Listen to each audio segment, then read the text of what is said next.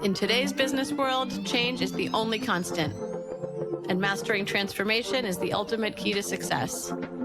Welcome to Shift and Thrive. I'm your host, Natalie Nathanson. Each week, we'll bring you conversations with CEOs who delve into how they successfully drove critical change in their organization. This show is sponsored by Magnitude Consulting, bringing you the thinking power of a growth consultancy and the getting it done power of a full-service B2B marketing agency. Welcome to another special edition episode on our investor mini-series on Shift and Thrive. This series is designed to help CEOs and founders explore what drives conviction, creates value, and helps companies scale through candid conversations with the people deploying capital behind today and tomorrow's market-leading organizations. Today's guest is a founder-turned-investor who has spent more than a decade building and scaling his own IT services company before successfully exiting the business in 2022. Since then, he's become a trusted advisor, chairman, and investor across a portfolio of ventures, helping founders turn strong products and services into scalable businesses. He's known for his practical approach to business building, drawing heavily on principles from EOS and Traction to help leadership teams improve their execution, profitability, and long-term value creation. His investments span areas including SaaS, cybersecurity, advanced manufacturing, technology services, and more, partnering closely with founders as they navigate growth, scale, and strategic decision-making. He's the founder and director of his private investment firm and holding company, Smith Bourne, and hot off the press, he couldn't stay away too long from being an operator himself and is launching a new venture next week, Maturable.io, so I'm very excited to talk to him about that. Paul Oggelsby, welcome to the show. Thank you very much. Thanks for inviting me. Really appreciate it. Yeah, it's great to have you. And I'd like to start with something that happened soon after you sold your last company. And you had shared, I know, some of your entrepreneurial journey online and then got an overwhelming response from other founders around the world. So I wanted to hear, can you walk us through what did you post and what ensued after that? Yeah, so one day I was just bored as you are, and I just decided to log into Reddit, which I never really used that much, never really understood it, but I decided to write a post on one of their popular communities, just saying, I built a business, I achieved this amount of MRR, ask me anything. And within about half an hour, I had like 500,000 hits. And it just kept going and going and going. And I forget the exact numbers now, but for like the next 3 days, it was just non-stop messages into my inbox. I never quite appreciated, you don't really appreciate what you've achieved until you're in front of it and it's behind you. And it was just really apparent to me, just the vast volume of people that are trying desperately to scale a business and just hit issues and don't really know what the solutions are. But yeah, I was just overwhelmed by the amount that was coming back from one simple post. Yeah, I'm curious, why do you think it struck such a nerve, and were there certain themes in what you were hearing? Yeah, I think just that the age-old thing of, businesses are genuinely set up by people that are really good technically in one particular area. And I was the same on the same boat. I knew I was really good at what I did, but it's only once you start running the business that you realize you have absolutely no clue how to scale a business. I was one of those people, and I think, the world is just full of business operators that are brilliant at what they do, that don't really know how to scale. They don't really understand how to be a CEO, which is a skill set in itself. So most of the questions, were, how did you build your sales team? How did you build your marketing function?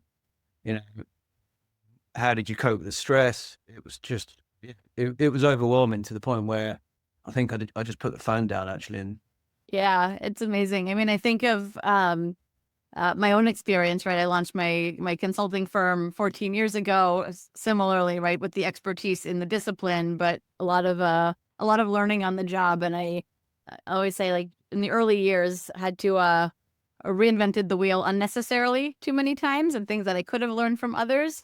And then over time learned there are times when you want to reinvent the wheel deliberately because you want to do things a different way and kind of your vision for the company. But don't spend your time kind of getting bogged down by the things that other people have already figured out that can work just as well for your organization. And I think we talked in the past about kind of both having used EOS in our businesses. So wondering if you can talk a little bit about that. Yeah, so just to go back a point, so I started in anger in 2007, and then I was very much, although I built the team, built the business was doing well.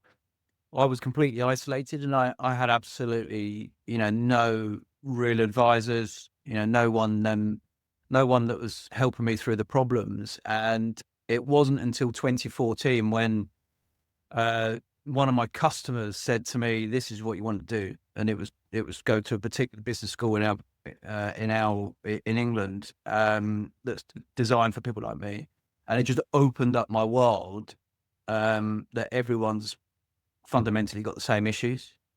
No matter the market they're in, everyone's pretty much fighting the same battle, and it's just so much easier if you can surround yourself with people that are on the same, on the same journey. But then fast forward, so I went on this journey where I exposed myself heavily to lots of CEO peer groups, big American organization called Vistage. I was part of their one of their UK groups, and I went on this journey, and it was only once someone had introduced me to a peer group specific to my industry, where we all shared our financials every quarter, and they benchmarked everyone against each other. Someone sent me in the post, they sent this book just arrived on my desk called Traction, and I had no idea who sent it, where it come from, but the note just said, "Paul, read this, it'll all make sense." And I read this book, and I think I downloaded the audiobook, and I just listened to the thing like 5 times in a row, probably more than that, because I was, just so taken with this thing. And for me, it just, all the pieces of the jigsaw just fell into place, and it matched my approach to business, which is keep things really, really simple, get the fundamentals in place, and then continually marginally improve towards a set end goal. So Traction was eye-opening for me, and we combined Traction with the benchmarking data in our industry, but also some other tools in our industry that helped us self-assess our business. And then we could overlay the Traction operating system to improve every pillar of our organization. And ultimately, that book was fundamental to me, and I absolutely preach it now. Everyone that I work with, whether or not they realize, sometimes I don't even mention the word traction. I just get on and apply the theory. Yeah. Sounds like we've had some similarities in that journey as well. Because I had started joining peer groups, I think around 2015, and Vistage, and now Entrepreneurs Organization. And you don't know what you don't know until you're in it, and then you see kind of all the value that comes from that kind of sharing and best practice learning. And I personally love whenever I hear that a client is an EOS believer as well, because it gives us a shared language and alignment on kind of how we're kind of building our businesses that makes for a really great and successful relationship often. Yeah, and where it's been interesting, where since I exited my business and I've gone to help other owner operators, the ones that maybe don't read the book, you ask them to read the book, they don't read it, and they don't really want to implement it, but they have nothing similar in their organization. They're not looking at key metrics frequently. They're not meeting with the leadership team. They don't really know which direction the business is pointing in. They're just constantly firefighting. It's such a important book to read. It's my honest view for everyone. Even if you only take a few things from it, like any business book, Traction is brilliant. Yeah, yeah. I'm curious, with your investor hat on and the companies that you've been advising the last handful of years, Are there certain fundamentals that you feel are kind of the biggest blind spots for founders? The common problem I see, and in the last 4.5 years, I've had exposure to completely different sectors. Manufacturing, as you mentioned, um, certainly a number of SaaS companies, and the key theme is nearly all of them just don't have that fundamental objective or goal in mind. And then unless you do, you don't know where you're going. So pretty much everyone I work with. So I'm a non-exec for an international recruitment firm that's significant in size, and they've done amazingly well, but the owner operator was never clear where it was going. So he never had a clear plan in mind. It was just, let's just keep growing, let's keep scaling. But it was only after he actually decided this is exactly where I want the business to go, that he put all of his energy and focus into hitting that goal. And all of a sudden, part of that fundamental goal was making a decent profit in the business. And that focus and energy, all of a sudden, they started making really, really good money because they were making all of the right decisions around, okay, we're gonna obviously deliver a great service, but we are gonna make money. So I think the common theme across all of them is just have a really clear plan of what the end goal looks like. Yeah, we often talk about starting with the end goal in mind, and that can be kind of what you're looking for the venture, right? If you know you're looking for a near-term exit, for example, what you do on the go-to-market side looks very different than if you're kind of in it for the long haul and plan to launch kind of different services or products along the way. And of course, the best laid plans can change and evolve as the market shifts and new opportunities present themselves. But giving the team that clarity and alignment is so critical. Yeah, and I think just to extend the answer, I think that the other thing as well is, as I mentioned earlier, people genuinely set business up because they're really good at what they do. And then they're fairly isolated, as I was. So you don't really know what you don't know unless you go looking for it. And that's definitely a trait across the board. People genuinely really excel in a few areas of their business, but there's other areas of their business that's quite weak. So getting people to understand where they're really strong at and where they're weak at, and then focusing on making gains in the weak areas, that's really been important in the success the companies I've been involved with have had. And sometimes it just takes that external view. And I was the same when I ran my own business. It wasn't until I had a very experienced chair, come in and point out some pretty obvious flaws, that I knew that, I had to make some improvements. I'm curious if you, the companies you advise, do you ever get resistance to the things that kind of to you feel obvious? And if so, kind of how do you navigate them and kind of what works? Yeah, that's been the biggest, uh,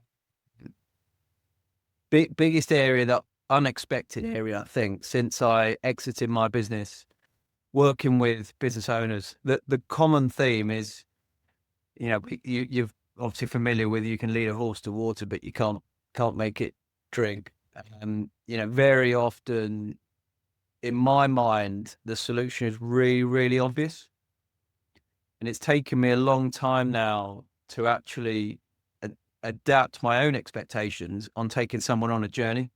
Mm-hmm. And sometimes it does take repeating the same message every week, maybe in a different way. Because genuinely, and I was the same. You're so stuck in your own ways and your own ways of doing things. Sometimes people have to realize or think that the idea is their own. And Mm-hmm.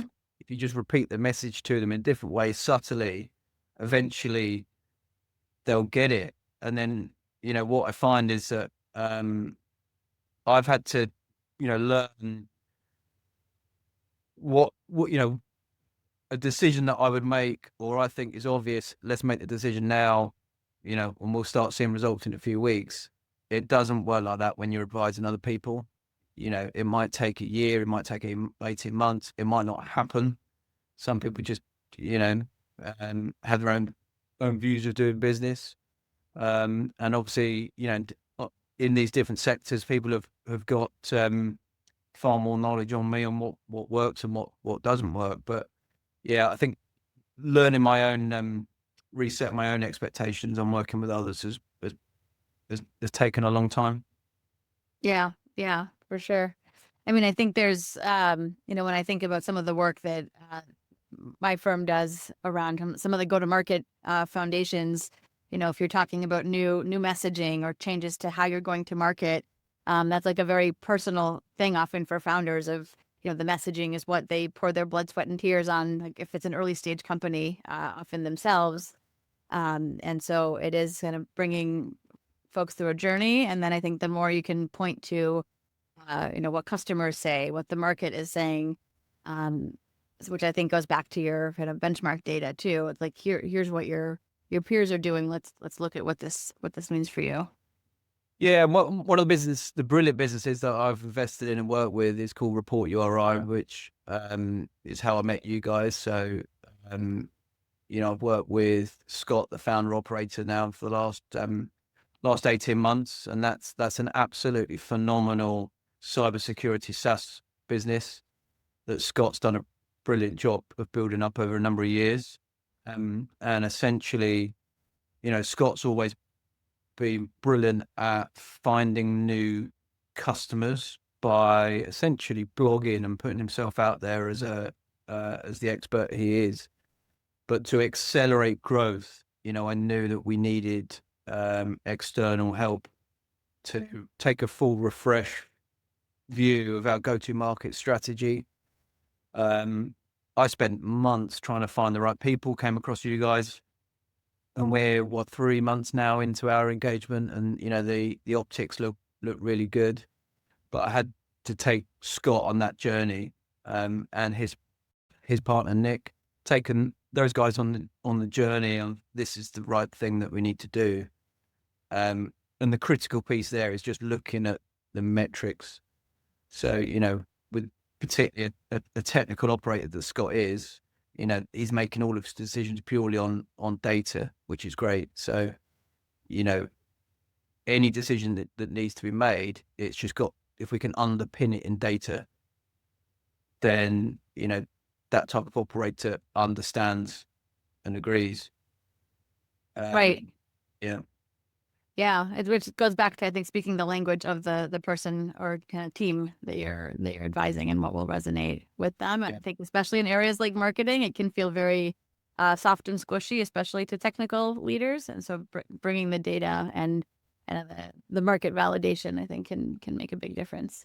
Yeah, 100%. Hey, this is Natalie, your Shift and Thrive host. After chatting with lots of CEOs, one thing is crystal clear. Leveling up your company means having a killer go-to-market strategy. That's what my crew at Magnitude Consulting does every day. If you're trying to step up your marketing game, whether it's strategizing, accelerating your pipeline, expanding into new markets, or getting into AI and automation, let's talk. No pitch, no pressure, just good conversation. Visit shiftandthrivepodcast.com/Natalie to schedule a time. Can't wait to connect. So, Paul, I'd love to hear a bit, once you exited your company, I know you moved into investing, but you also spent some time pursuing some other passions. I wanted to hear what that journey has been for you. Yeah. So, when I had my business, so I ran an IT managed services business, which, basically customers are paying for you to deal with their problems.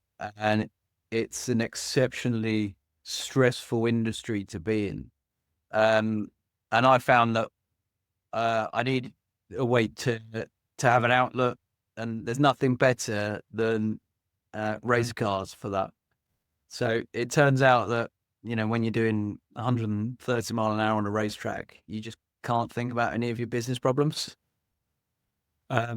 So yeah, when I when I was running my business, I decided to invest in a race car and invest in coaching. And then I spent a number of years at a racetrack, entertaining clients, so I used it as a business tool, plus my own mental health tool. And then once I sold the business, after a year, I thought, all right, I need another challenge. So I decided to start racing, properly in the UK in a championship over here. But racing, like business, is just becoming all consuming for me. So I've spent, huge amounts of the last 3 years just purely focused on being a better driver. And, most of the people that I race against are 25 years younger than me.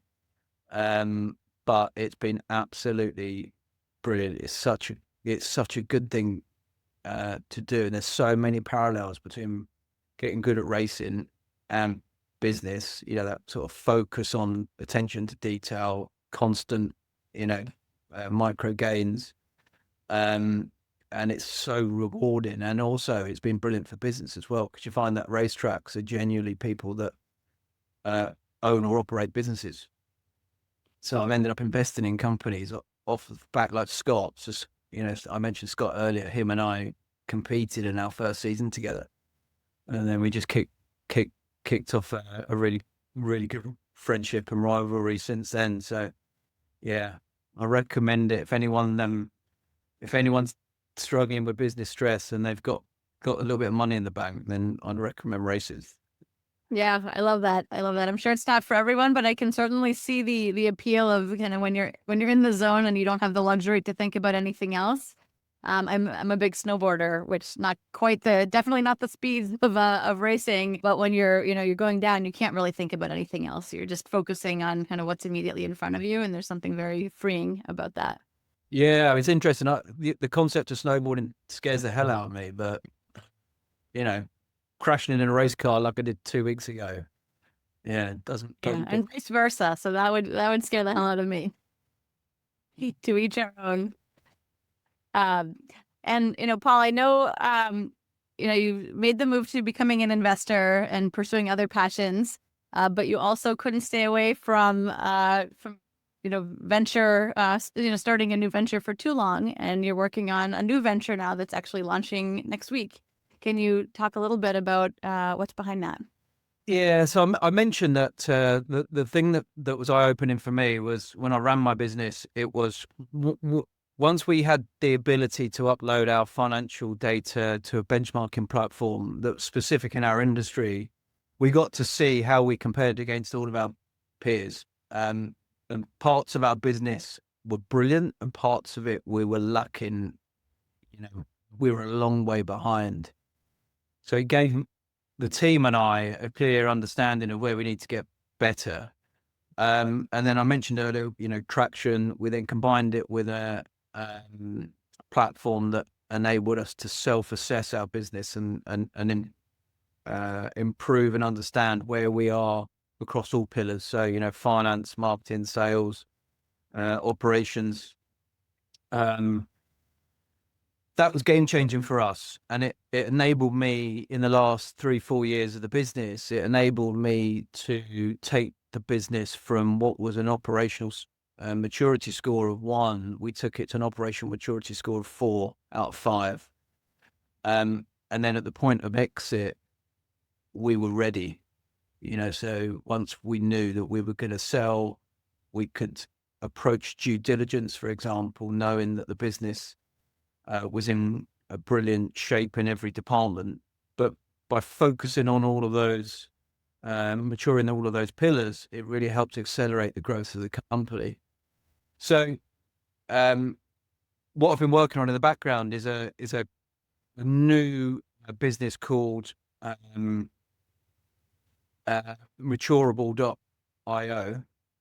Maturable is for SaaS businesses, SaaS business owner operators in particular, and it's off of the work that I've done subsequently since I exited my business and worked with various operators. It's the same theme. Every organization I work with, they they're isolated. They don't know what they're weak at. They don't know what they're strong at. So with Maturable, what we're launching is the ability for people to benchmark themselves against others with some key financials. The system asks a fundamental set of questions about your business across all the pillars, and it tells you, based on my own methodology and everything I've learned over the last 20 years, it tells you what the value is of your business, current market values, how you compare, and the steps that you need to take to improve the business based on your specific end goal, whatever that is. It might be sale, it might not be. So I've been working on this now in the background for some time, and we're launching it next week. It's a key thing to mention, if you don't mind, is we've had a number of SaaS owner operators testing it. Feedback's really positive so far, but I'm looking for some more SaaS owner operators to help trial the platform and give me some feedback to improve it as we look to launch. But as you said, I couldn't sit on the sidelines for much longer, and I know that at some point I'm going to stop racing, so I needed something else to focus on, and this had such a powerful impact on my business and the exit I had, that I'm now effectively, I've wrapped up everything and I'm making it available on one platform. Yeah, yeah, I love that, and it does seem like a really nice combination of all the things that kind of you've learned, both as an operator, experience as an investor, and the things that helped you, and now be able to bring that to others. I'm curious if you have a specific type of customer in mind. Like, is it for kind of the early stage? Is it across the life cycle? Where are you thinking kind of the best value comes in? Originally, it was quite a large window, so we were looking at operators that were between a 1 million ARR and 20 million ARR. But what we've ended up happening is we've ended up having people test the platform that are pre-revenue. We've had people test the platform that are like $60 million ARR.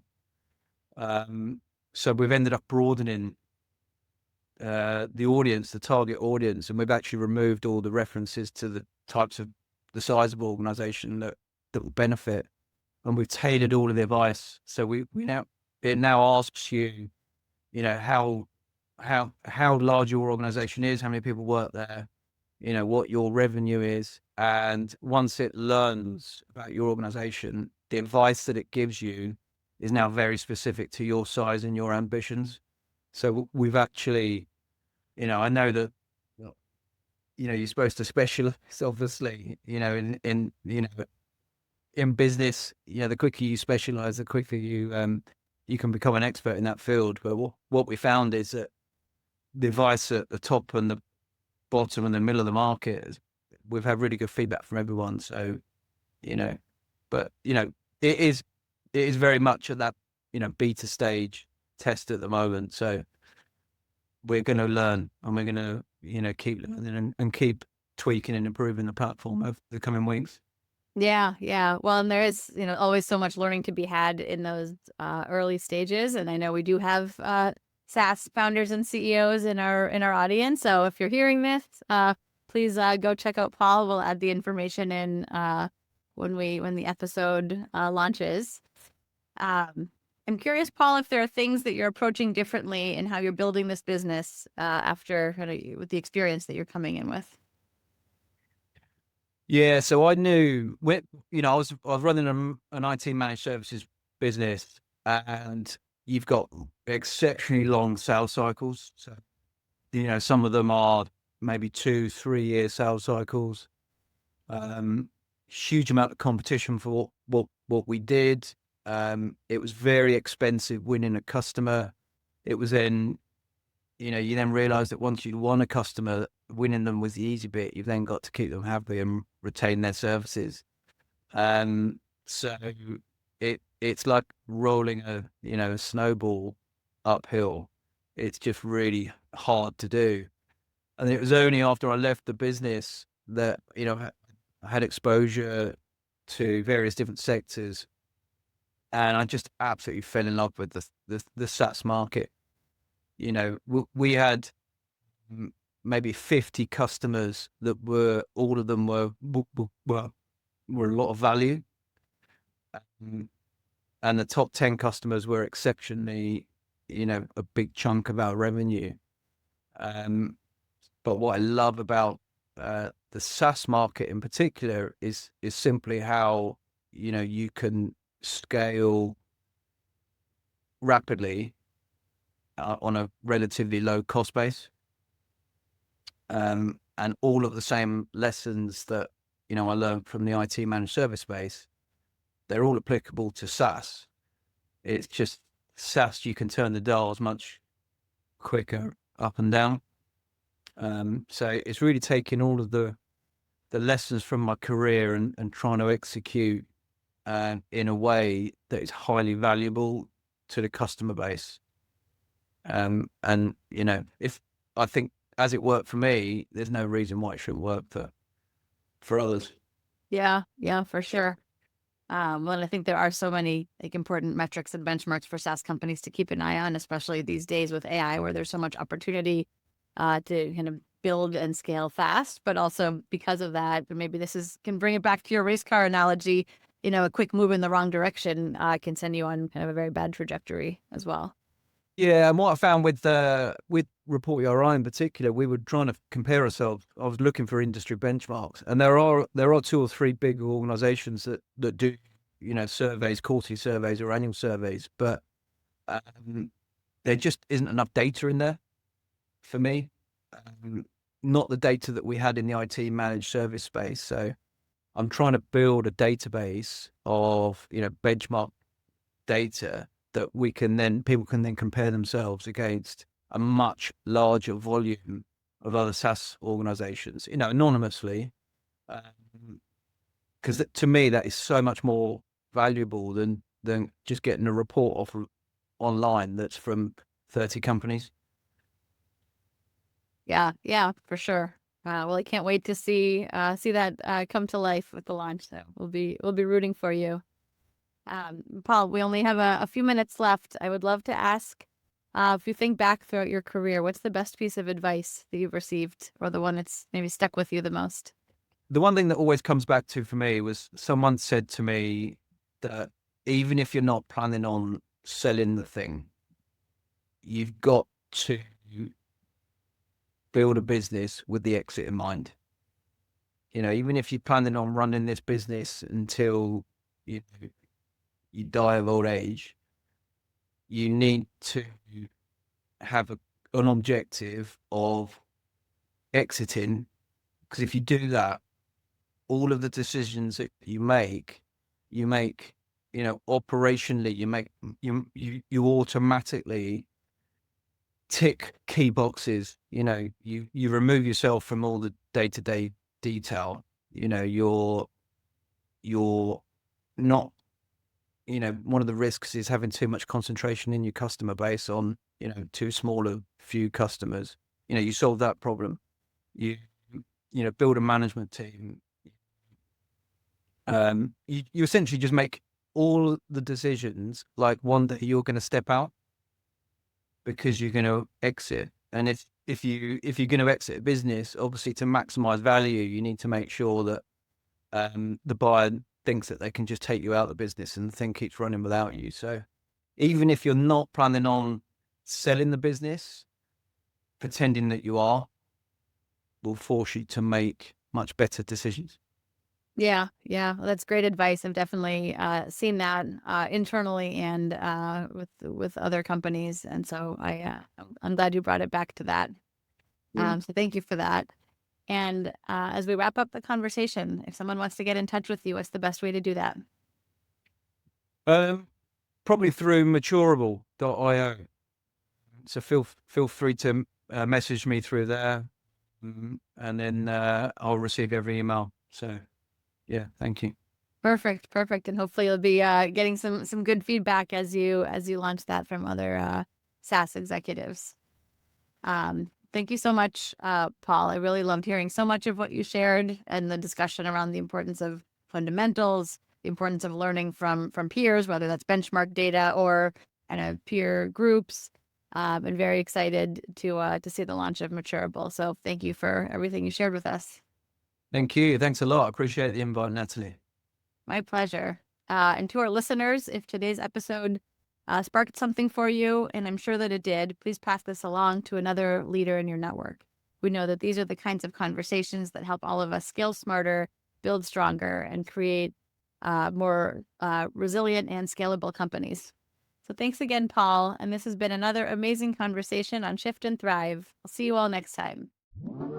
That's a wrap for this week's episode. For show notes and more, visit shiftandthrivepodcast.com.